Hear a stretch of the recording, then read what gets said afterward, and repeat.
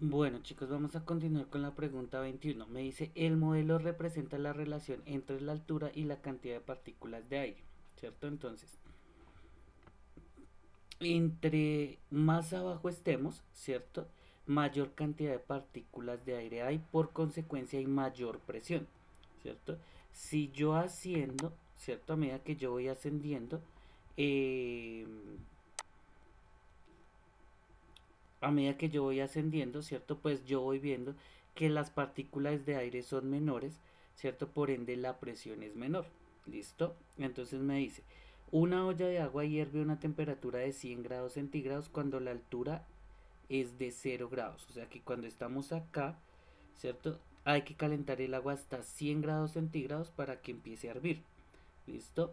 Dice, teniendo en cuenta que el punto de ebullición corresponde a la temperatura a la cual la presión de vapor del líquido igual a la presión atmosférica, ¿cierto? Si se pone a calentar la misma cantidad de agua a una altura de 25 kilómetros, ¿cierto? Puede afirmarse que, entonces, yo estoy acá, por ende la presión atmosférica es alta, ¿cierto? Porque hay muchas partículas de aire. Si yo estoy acá, la presión atmosférica es menor, ¿cierto? Porque hay menos partículas de aire, ¿cierto? Me dice que para que el agua ebulla o para que cualquier líquido ebulla, lo que debo hacer es que la presión del vapor, es decir, la cantidad de partículas de vapor que resulta de ese líquido que se está eh, eh, hirviendo, ¿cierto? Sea igual a la presión atmosférica. ¿Listo? Entonces, acá me dice presión atmosférica alta, por ende la presión de vapor debe ser alta, ¿cierto? Y eso me toma más temperatura. Si yo estoy acá, pues la presión atmosférica es menor. Significa que la presión del vapor o la cantidad de vapor que yo debo producir es menor, ¿cierto? Lo que significa que necesito menos tiempo. ¿Listo? Entonces eso sí tenganlo siempre claro. El agua, entre más alto estemos, ¿cierto? Al nivel del mar, ¿cierto?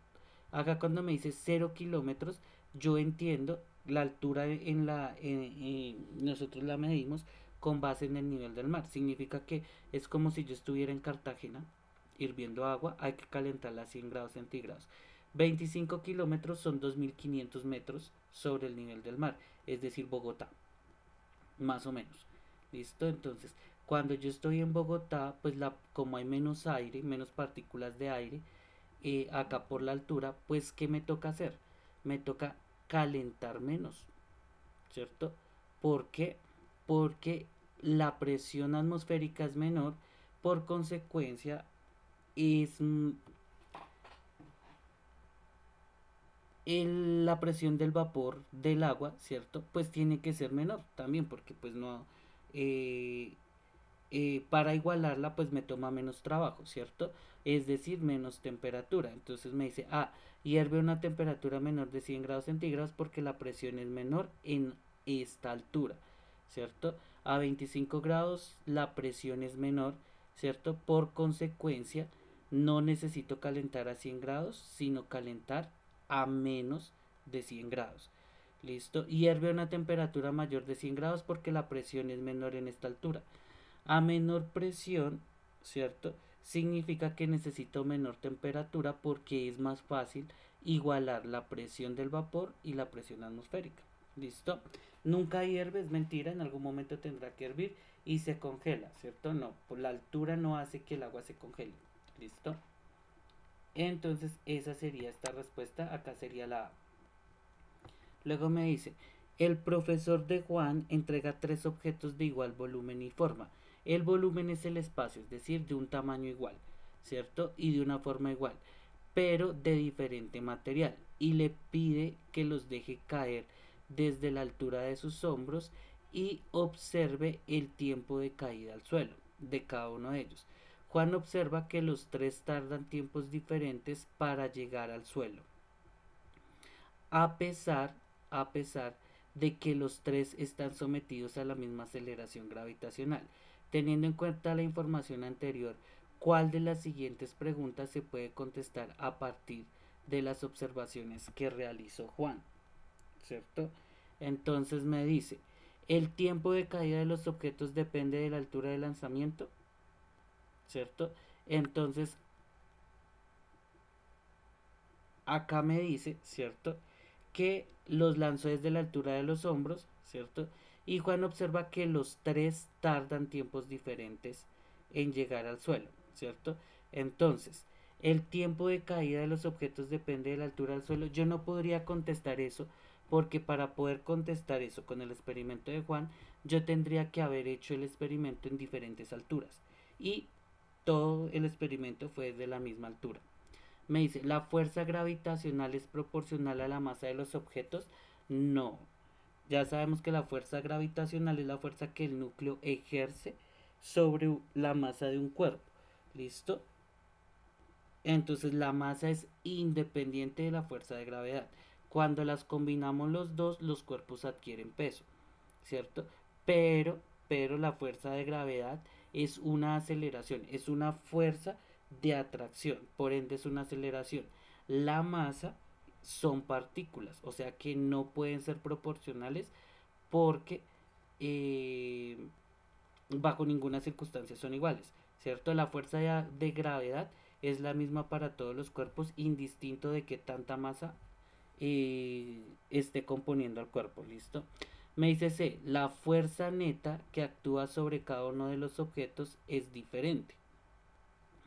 ¿Qué es la fuerza neta? La fuerza neta básicamente es la fuerza total que se está ejerciendo sobre los cuerpos. ¿Listo? Me dice, la fuerza neta que actúa sobre cada uno de los objetos es diferente. Pues me dijo, tienen el mismo volumen, es decir, tienen el mismo tamaño, la misma forma, pero cayeron en tiempos diferentes. ¿Listo? Lo que significa que unos fueron atraídos, ¿cierto? O unos fueron eh, sí, atraídos o llegaron o se movieron con mayor velocidad que otros. Vamos a tener en cuenta que la fuerza neta es la fuerza total que se ejerce sobre un cuerpo. Es la sumatoria de todas las fuerzas. Acá hay que tener en cuenta, cuando un cuerpo está cayendo, hay varias fuerzas. ¿Listo? Está la fuerza gravitacional y la fuerza de resistencia. ¿Por qué? La fuerza de gravedad jala los cuerpos hacia abajo, ¿cierto? Pero la fuerza de resistencia es que las partículas del aire, ¿cierto? Al chocar con los cuerpos, generan una resistencia sobre ellos, ¿cierto? Haciendo que desacelere eh, dependiendo de la cantidad de masa. ¿Listo? Recuerden, yo les expliqué, creo, no recuerdo, bueno, que un cuerpo, eh, dos cuerpos pueden ocupar el mismo volumen, ¿cierto? Es decir, el mismo espacio, tener la misma forma, pero no tener el mismo peso, porque los dos cuerpos pueden tener uno más partículas que las otras, ¿cierto? Entonces, acá vamos a tener en cuenta que la fuerza neta sería que al sumar la fuerza de gravedad con la fuerza de rozamiento, ¿cierto? Me dice que en cada uno de los objetos es diferente. ¿Listo? Si fuera la misma, caerían al mismo tiempo. Como no caen al mismo tiempo, entendemos que unos, ¿cierto? La fuerza de gravedad es la misma. ¿Qué es lo que es diferente? La fuerza de resistencia, ¿cierto? A unos de los cuerpos se les hace mayor resistencia, por ende se desaceleran y caen después. ¿Listo? Y me dice finalmente, ¿cierto? La forma de los objetos está relacionada con diferencias en la fuerza de fricción. ¿Listo? La fuerza de fricción es la misma fuerza que les hablaba, ¿cierto?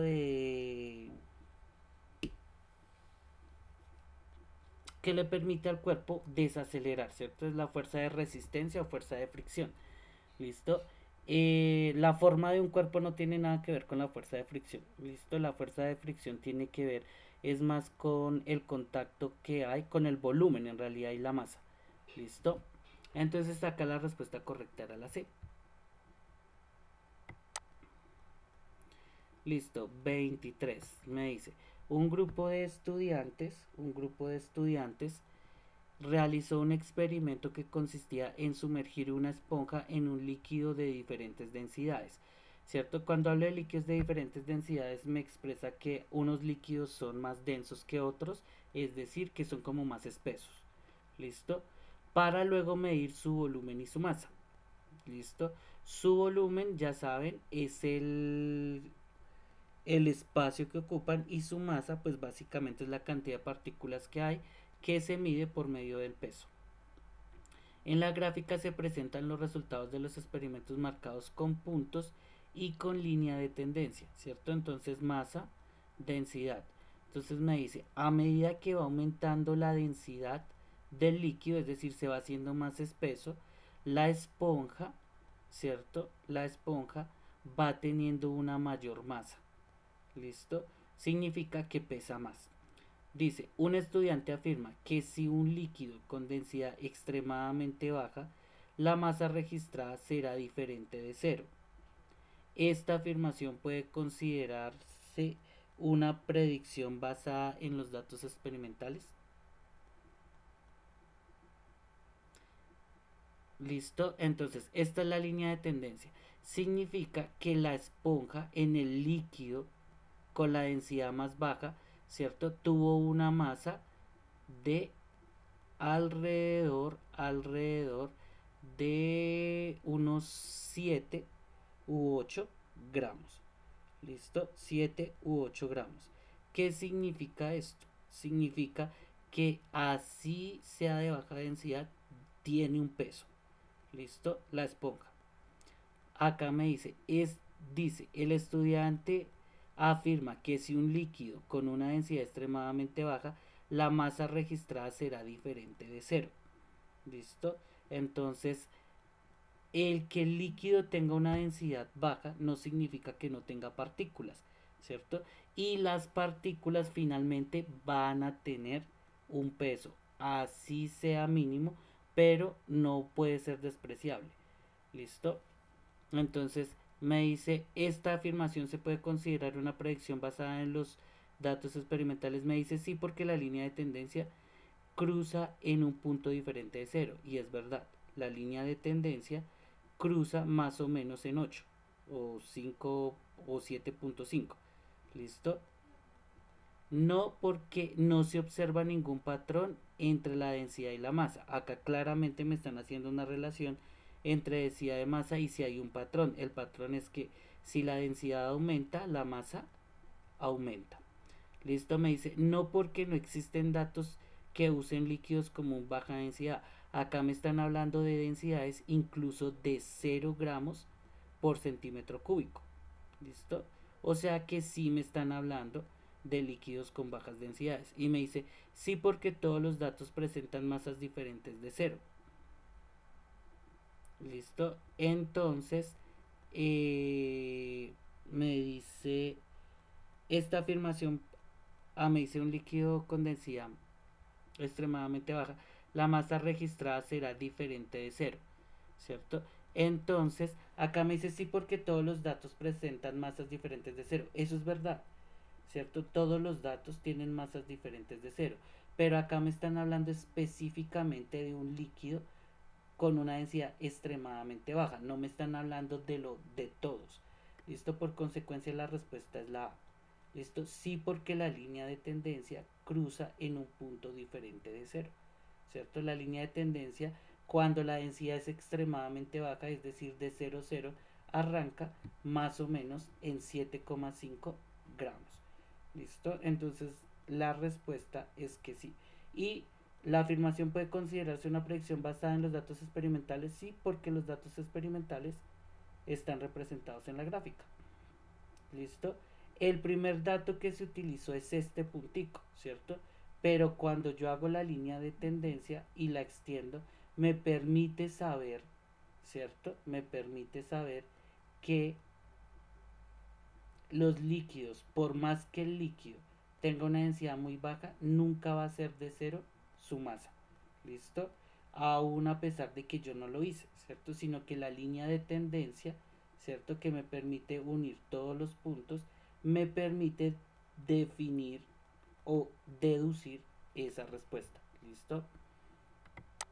Luego venimos con el 24, me dice, considere la siguiente reacción química y las masas molares de los reactivos y los productos, ¿cierto? Entonces acá les voy a explicar esto de la siguiente manera. Necesito...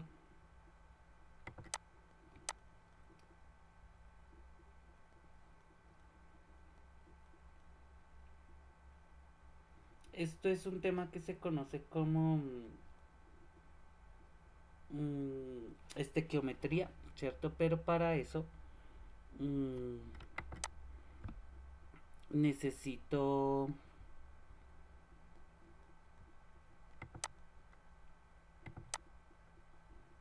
Listo para esto, entonces necesito que...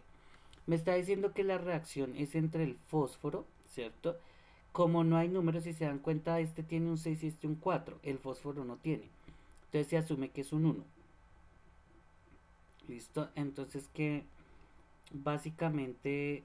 Eh, ¿Qué me está diciendo esto? ¿Listo? Me está diciendo que una mol de fósforo reacciona con 6 moles de cloro para producir 4 moles de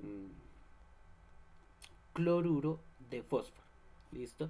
Acá me están dando las masas de cada mol. Me está diciendo el P4 pesa 124 gramos por mol, el Cl pesa 70 gramos y el cloruro, el PCl3, pesa 137 gramos. ¿Listo? Me dice, de acuerdo con la información anterior, si reaccionan 124 gramos de P4 con 210 gramos de Cl2, ¿cuál es el reactivo limitante? ¿Qué es un reactivo limitante? Un reactivo limitante es la sustancia, ¿cierto? La sustancia, el reactivo, ¿cierto? Que se acaba primero. Entonces, como él se acaba primero, ¿cierto? Se dejan de producir las sustancias nuevas, ¿cierto? Porque para producir esta nueva sustancia yo requiero tanto de la sustancia A como de la sustancia B. ¿Listo? La sustancia que primero se acabe se conoce como reactivo límite porque ahí llega, es el que limita, hasta ahí llega la producción de nuevas sustancias, ¿cierto? Así me sobre del otro producto, como él se acabó, el reactivo límite se acabó, pues no puedo seguir produciendo productos, por eso se llama reactivo límite. ¿Listo? Acá me tienen, ¿cierto? Voy a expresarles esto de la siguiente forma. Me dicen PO4 y el PO4 pesa 124 gramos. ¿Listo? Entonces vamos a tener acá 124 gramos. ¿Listo? Me dice más. Y me dice el ejercicio, ¿cierto?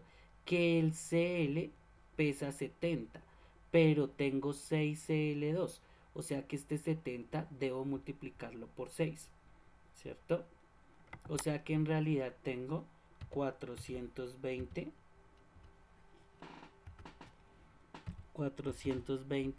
gramos. Listo. Me dice que eso me produce, ¿cierto? Me dice que eso me produce PCl3. El PCl3, ¿cierto? Dice que pesa 137. Pero me están aclarando que no es uno, sino son 4. ¿Cierto? Entonces ese 137 debo multiplicarlo por 4, ¿cierto?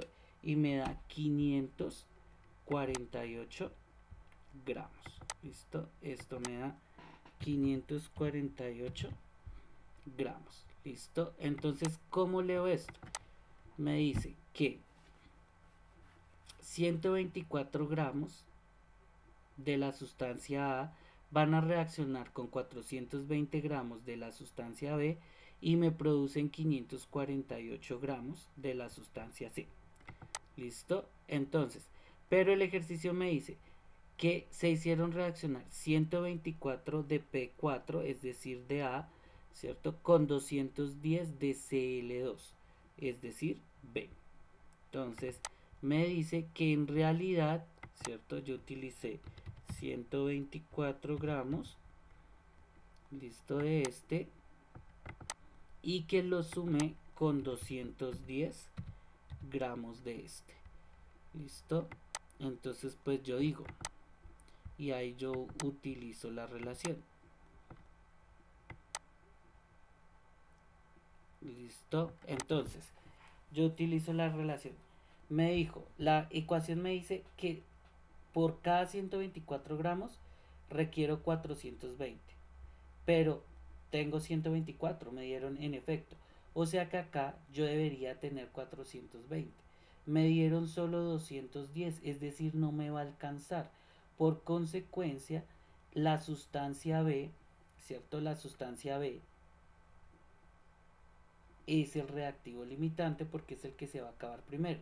Necesito 420 y tengo 210, es decir, tengo la mitad, ¿cierto? Por consecuencia, puedo deducir también que me va a sobrar la mitad de este, ¿cierto? Tengo la mitad de él, pues esta mitad de él va a reaccionar con la mitad de él, o sea que me va a sobrar la mitad de A. ¿Listo? Y así es que se hacen este tipo de ejercicios. Entonces me dice cuál es la respuesta. Entonces yo sé que el reactivo limitante es B, ¿cierto? O sea, el cloro. Me dice el cloro, o sea que esta está bien. El P4 está mal y la D está mal, o sea que puede ser A y C.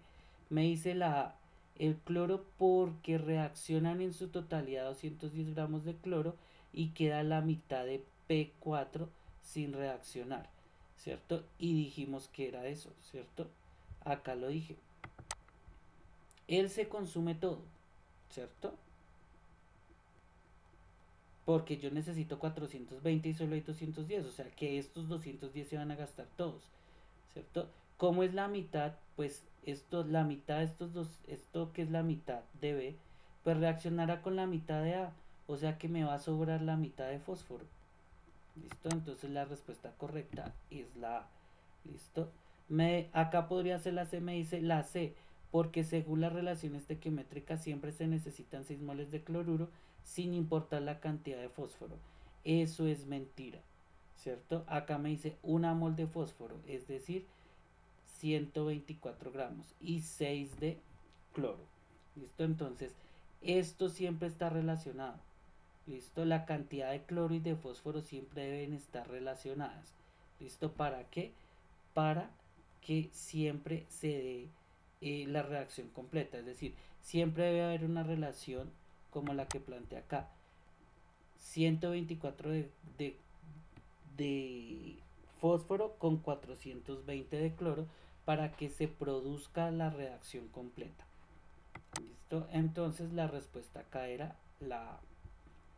Bueno, y para terminar, vamos a tener la 25. Me dice, la siguiente gráfica muestra la relación entre la resistencia eléctrica y la temperatura para 4 resistencias eléctricas. Listo, las resistencias eléctricas son las que se utilizan para hacer circuitos eléctricos, listo. Entonces, tengo 4 resistencias, ¿cierto? Acá me grafican que la línea con el triangulito, o sea, esta es la resistencia 1, que la línea con los punticos, o sea, esta es la resistencia 2, que la línea con las dos triangulitos enfrentados es la resistencia 3 y la del cuadradito es la resistencia 4. ¿Listo? Me dice. Entonces yo miro acá con la resistencia 1, que es esta, ¿cierto? Me dice que a medida que la temperatura aumenta, ¿cierto? La resistencia la resistencia, ¿cierto? Aumenta. ¿Listo? Bueno, para la 2, ¿cierto? Que es la de los punticos, me dice lo mismo, ¿cierto? Va aumentando. ¿Listo? Para la 3, por el contrario, a medida que la temperatura aumenta, la resistencia disminuye. Y para la 4, si se dan cuenta, se mantiene en una línea recta. Significa que a medida que va pasando la temperatura, la resistencia se mantiene constante, es decir, no cambia. Entonces, me dice, un estudiante realiza las actividades experimentales y encuentra que la corriente eléctrica en un circuito es inversamente proporcional a la resistencia eléctrica. ¿Qué significa inversamente proporcional? Significa que si la corriente aumenta, la resistencia disminuye. Si la corriente disminuye, la resistencia aumenta. Proporcional, ¿qué significa? Que si la corriente aumenta al doble, la resistencia disminuye a la mitad. ¿Listo? Que si la corriente disminuye a la mitad, la resistencia tendrá que aumentar al doble. ¿Listo? Eso es lo que significa inversamente proporcional. ¿Listo? Entonces, si una aumenta, la otra disminuye. Y proporcional es que se debe dar en fracciones iguales. ¿Listo? Entonces, si la resistencia aumenta al triple, la corriente debe hacerse 3 veces más pequeña. ¿Listo? Bueno, dice, se le solicita al estudiante construir un circuito usando una de estas resistencias de forma que pase la menor cantidad de corriente eléctrica a 90 grados centígrados. Si las tendencias de la resistencia como función de la temperatura se mantienen, la resistencia que debe utilizar es. ¿Listo? Entonces, recuerden, temperatura alta, ¿cierto? Corriente eléctrica baja. ¿Listo? Entonces, acá dice, ¿cierto? Dice que en las actividades experimentales se encuentra que la corriente eléctrica en un circuito es inversamente proporcional a la resistencia eléctrica. ¿Listo? Entonces, me dice que tiene que hacer un circuito usando estas resistencias de forma que pase la menor cantidad de corriente. Entonces, si yo quiero una cantidad de corriente pequeña, necesito una resistencia eléctrica alta a una temperatura de 90 grados. ¿Listo? Entonces yo voy y busco a los 90 grados la resistencia, ¿cierto? Más alta, ¿cierto? La presentaría. Entonces, ¿yo qué hago? Si se dan cuenta, esta va subiendo. Entonces, a medida, acá vamos como en 80. Si yo trazo los 90, acá no está. Esta resistencia se haría más larga. Esta como sigue hacia acá y esta va subiendo. A los 90 grados, la que tendría la resistencia mayor es esta negra de puntico. O sea, la resistencia 2. ¿Listo? Entonces me dice que la respuesta correcta sería la B, que dice resistencia 2, porque su resistencia eléctrica será la mayor a los 90 grados centígrados. ¿Listo? Eso es lo que tenía que saber. ¿Por qué es esa respuesta? Y ojo, ¿listo? Me dice que necesita que pase la menor cantidad de corriente. Pero acá me dice que experimentalmente se encuentra que la corriente eléctrica en un circuito es inversamente proporcional a la resistencia. Si yo quiero la menor corriente, significa que necesito la mayor resistencia porque es inversa. Menor corriente, mayor resistencia. Listo. Entonces necesito buscar de las 4 resistencias cuál es la que presenta mayor resistencia eléctrica, ¿cierto? Cuando está a 90 grados centígrados. Pues lo hago siguiendo esta gráfica. ¿Listo? Entonces me permiten un momento.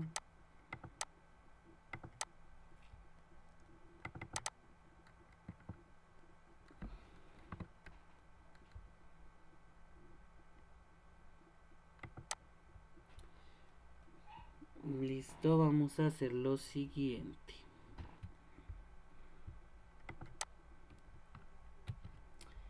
Para que me entiendan. Entonces, estamos a 90 grados, ¿cierto? Entonces vamos a trazar una línea acá.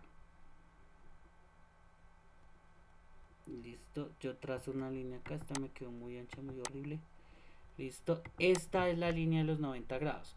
Entonces, las dos resistencias serían estas dos. ¿Qué voy a hacer yo? Entonces, esta la continúa acá, ¿cierto? Y esta tiene como esta especie de comportamiento. ¿Listo? Entonces, listo, esto es como la resistencia número 4, ¿cierto? Más o menos sería así. Si yo hago y continúo la resistencia, ¿cierto?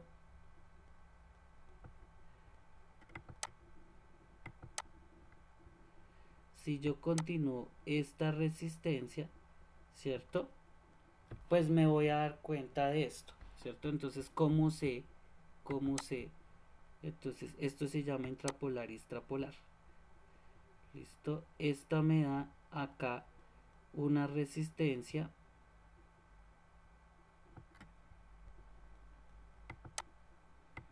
¿listo? Aproximadamente de 5, como 5,2, 5,3. Pero si hago lo mismo acá, ¿cierto?